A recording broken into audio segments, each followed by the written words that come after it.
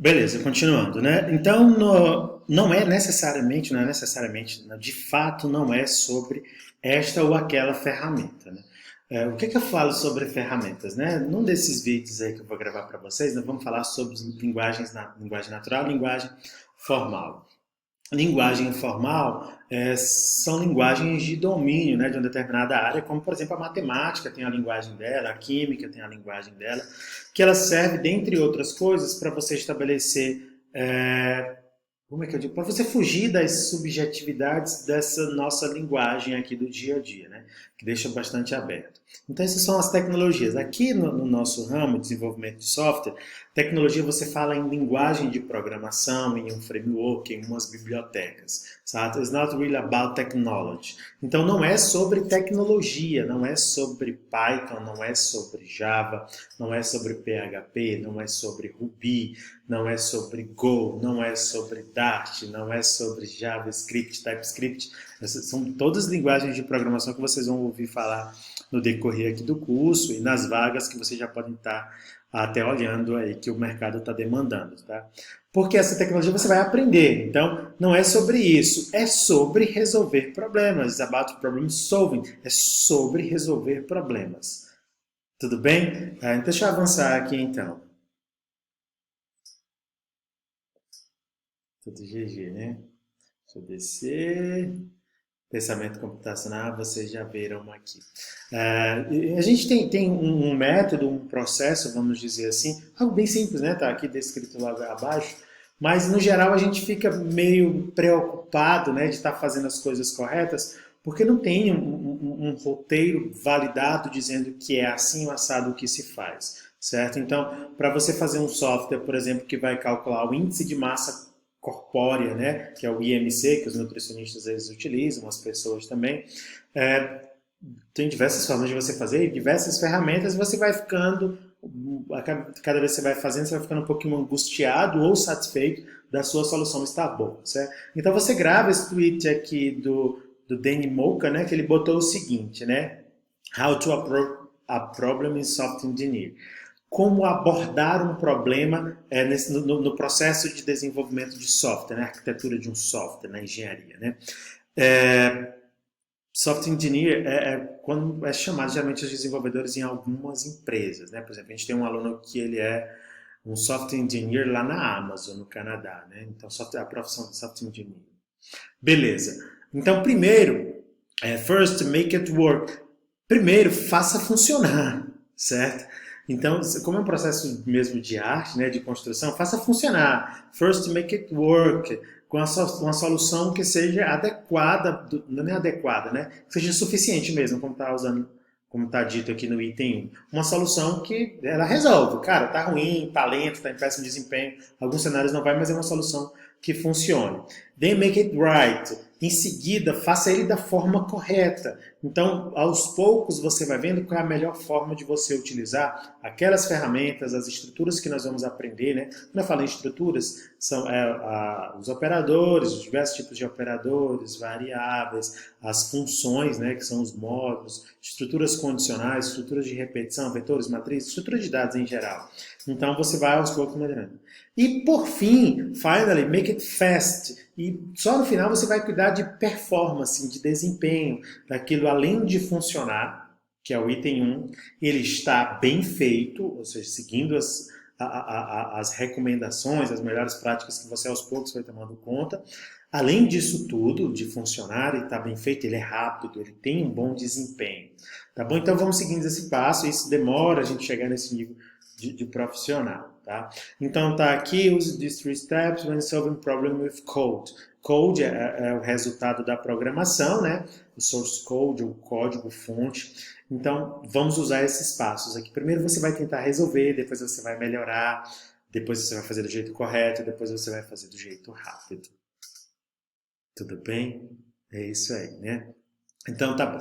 Como que a gente vai avançar pouco a pouco, devagarinho, dado um cenário? Né? Então você vai se deparar de fato, como eu falei agora, um micro cenário. A gente vai trabalhar sempre com esses micro cenários aqui na nossa disciplina. Né? São pequenas coisinhas para. O objetivo é você ir se acostumando como é que faz essa conversa com com o computador, certo? O objetivo é esse, é você ir aos poucos fazendo isso, não é para ficar angustiado, para tentar fazer um super aplicativo logo no primeiro bloco. Não é o objetivo você fazer isso, a gente nem vai mostrar como é que faz um aplicativo e tudo mais, nada disso, não. Isso envolve uma série de coisas, certo? Mas enfim, mas dado um contexto, você tem um determinado contexto ali de um problema da sociedade, ou seu, ou de uma empresa, e você tem que primeiro extrair o problema para que você possa ver ele. Você sabe que ali tem tem pontos de melhoria, não necessariamente problemas graves, mas tem pontos que mereciam ser automatizados, informatizados, ou mudado o processo, certo? Então você tem que formular o problema. Então, para começo de conversa, você tem que dar uma cara, dado aquele contexto, você tem que extrair, né? Você tem que dar uma cara para aquele problema. Qual é o problema de fato que eu tenho aqui, certo? Aqui no IMC, qual é o problema? Cara, o problema é eu, dado a altura e o peso da pessoa, eu encontrar, né, aqui uma medição, né, um índice que dá numa determinada escala para isso. O problema é este, faço o reconhecimento do problema e esse problema ele vem na forma de dados também e de processos. Quais são as informações que estão disponíveis que são importantes? Você precisa saber quem é o paciente, se é homem, se é mulher, pegar o peso, como é que o peso está dado? O peso está dado em quilos, então você olha a unidade. Então, ele é um número inteiro ou é um número com casas decimais? Ele é um número inteiro. Não, a altura é com casas decimais, é 1,71, é o meu. Sou 171, né? Que é a altura. E qual é o peso? Não, o peso também é um número real, com casas decimais, né? Um float. É, e ele está em quilos, né? A altura está em centímetros ou metros, você vai convencionar ali na formulação do seu problema, e o peso está em quilos. Enfim. Beleza, aí você vai expressar a solução. A solução já, às vezes já está, no caso da CMC, a solução já está lá, né? Você vai mais automatizar ela. Aí você tem que expressar a solução também em termos computacionais. O que são termos computacionais? Termos que uma criança possa reproduzir. No nosso caso, essa criança é o computador, né? Que você possa dizer para ele, obtenha esses dados, realize essas computações. As computações são três, né? São estruturas condicionais, estruturas de repetição e operações matemáticas, né? Então todo o problema se resume a isso. Você tomar decisões para fazer isso ou aquilo N vezes, que são estruturas de repetição, e ao fazer esses passos, muito provavelmente você vai estar somando, subtraindo, dividindo, multiplicando, operações matemáticas fundamentais, tá bom? Então você tem que expressar essa solução. E o pensamento computacional, tal qual ele está exposto, aí a gente vai observando, ele tem umas etapas em comum. Tem um videozinho que eu vou botar aqui para vocês, ele está até aberto ali, já eu boto ele, mas vamos falar aqui logo sobre essas etapas. Não tem muitos slides, tá? Acho chato. Tá bom, então a decomposição. Quando você se depara com um problema, às vezes ele parece ser bem simplesinho, como é o problema que vocês vão já ver no vídeo ali. Mas seria interessante para que eu consiga bolar uma solução e até implementar essa solução, que eu quebre ele em etapas, certo? Então, a partir de hoje, no seu dia a dia, quando você tiver um problema, você já pode até fazer isso, talvez já venha fazendo isso, mas o ideal é que você reconheça que aquele problema tem etapas, certo? Você reconheça, você olha para ele e vê, não, cara, primeiro eu preciso encontrar o delta, lá da equação de segundo grau, né? Então, primeiro eu tenho que encontrar o delta. Depois eu tenho que fazer aquilo. Não, antes de encontrar o delta, eu tenho que verificar se o A, B e C lá, não sei como é que chama, se eles são positivos, se são negativos, enfim, para que eu tome alguma decisão antes daquilo. Então você faz uma decomposição, você reconhece que para resolver aquele problema, você vai ter que matar etapas daquele problema. São pequenos problemas e o seu software, o seu programa, o seu algoritmo reconhece aquilo e a solução vai propondo etapa por etapa. E assim você não vai ser engolido pelo problema, certo? Você vai comendo ele pelas beiradas ali, vai descobrir uma boa solução. Beleza. Depois, quando você está fazendo isso, a gente resolve os problemas por simulação, na maioria das vezes.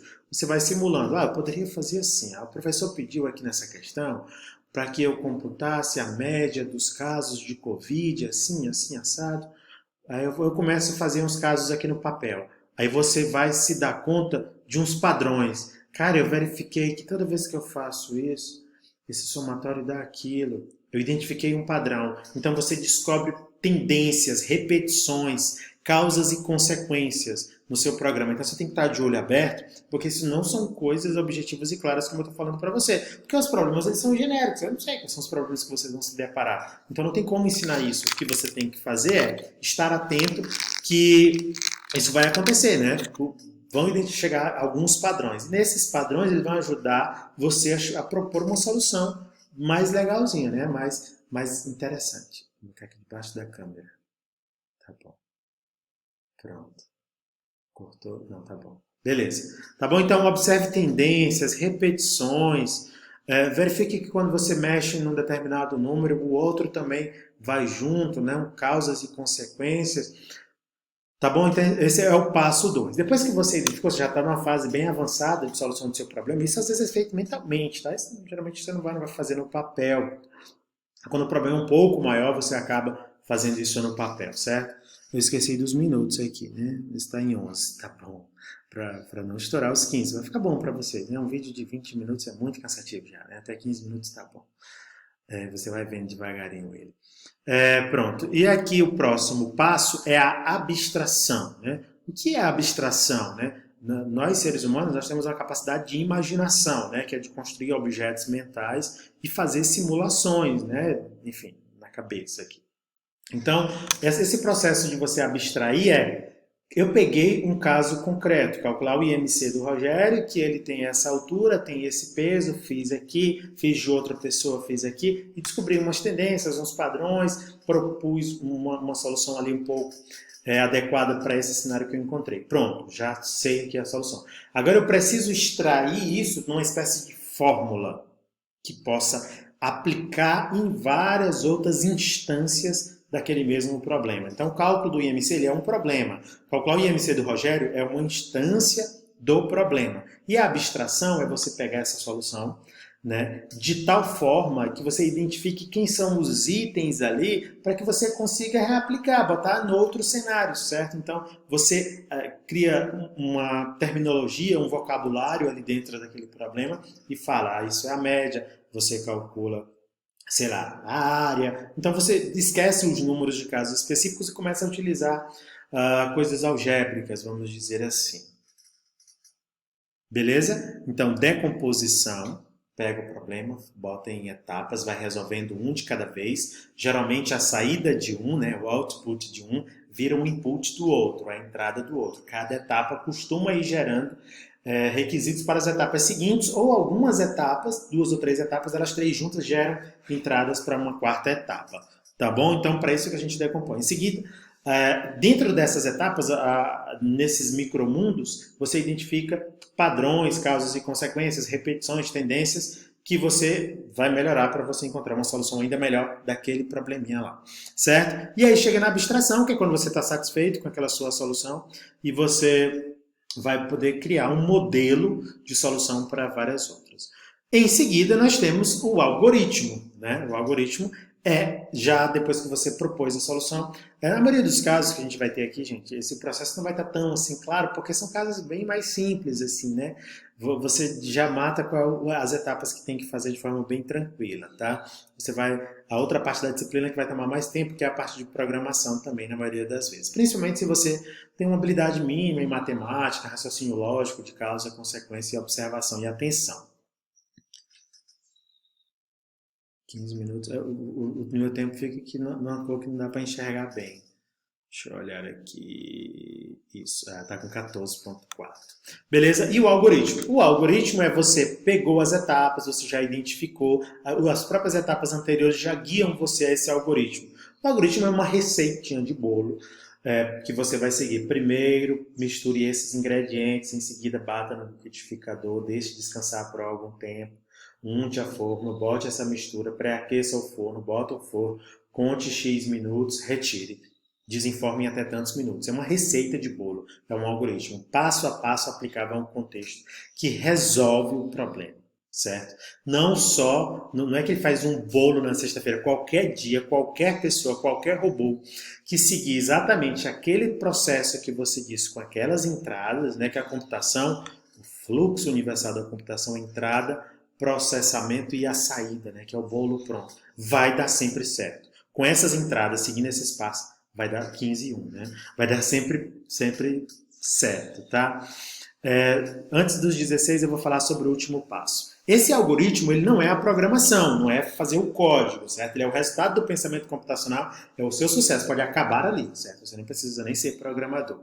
Mas a materialização, ou seja, fazer um software que efetivamente calcula o IMC, é a programação, tá? Então a nossa disciplina é algoritmos e programação, por esse motivo, certo? Então você não só vai utilizar o pensamento computacional para propor soluções, como você vai implementá-las numa linguagem de programação, num determinado contexto de software, certo?